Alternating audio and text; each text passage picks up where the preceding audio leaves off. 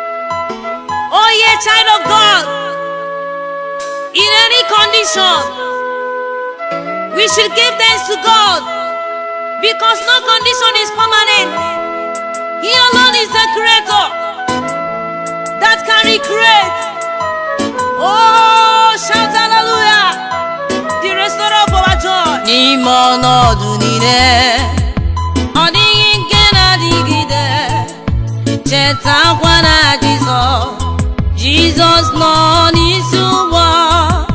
N'ime ọnọdụ niile, ọ dịghị nke na-adịgide, chetakwa na Jesus nọ n'isi ụgbọ.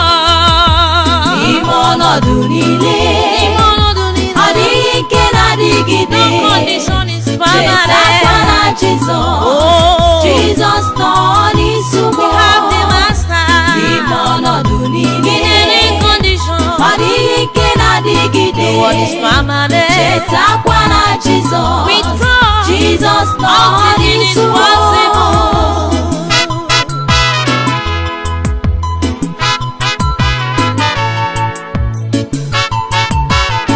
With Jesus, we can do exploit. Everything is possible with God. With Him, exploitation. N'ime ọnọdụ niile, ọ dịghị nke na-adịgide, nwere nke ga-adịgide. Ike nkwabama, ama m n'ịnọ n'isi ụgbọ m. You are there with me, Lord.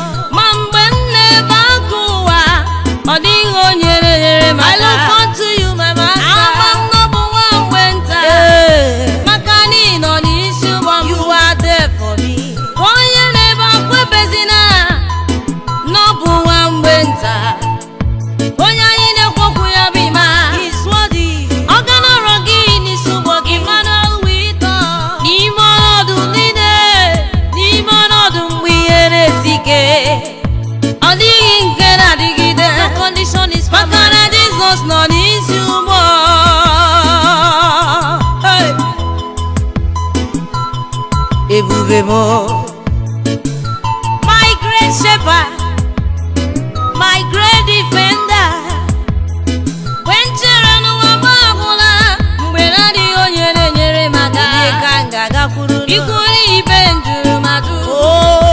Ụmụnne mkpọrọ m ajụghị ya m. Ikwu n'igwe gbakụta m azụ. Ọ dịghị onye na-ajụ m olee otu ime ka m ga-akọkwaranụ. Amaara m n'ezie, n'eziokwu na ọnọdụ agaghị adịgide, maka na nwere Chineke. N'ezie na ọhịa tata, abụghị m afụghị ma eri. Akwa gị na-ebuli elu, ọnọdụ ọcha agbanwego. Akwa gị na-agbanwe, maka na Jizọs nọ n'isi ụgbọ m. Onye jụrụ ajụ, asị gị hicha anya. Ọ dịwo mma. Chukwu nọrọ n'isi ụgbọ gị. Ọ dịwo mma. Eziokwu ọ ga-ebuli gị elu. Ọ dịwo mma. Onye ụwa na-akọ ọnụ, lezi anya, asị m gị ebelina. Ebe ọ nọrọ n'isi ụgbọ m, mere m ma, ọ ga-emere gị ma. Ngwanụ hicha anya, asị m gị na-ebezina. Ọ dịworo gị ma, n'ihi na Jizọs abatago n'ebe a. Ọ batago, cheta na onye gị na ya na-eso dị ike. Onye nọ n'ime ụgbọ gị dị ike, maka na Jizọs nọ n'isi ụgbọ. N'ime ọnọdụ niile, ọ dịghị nke na-adịgide, chetakwa na Jesus nọ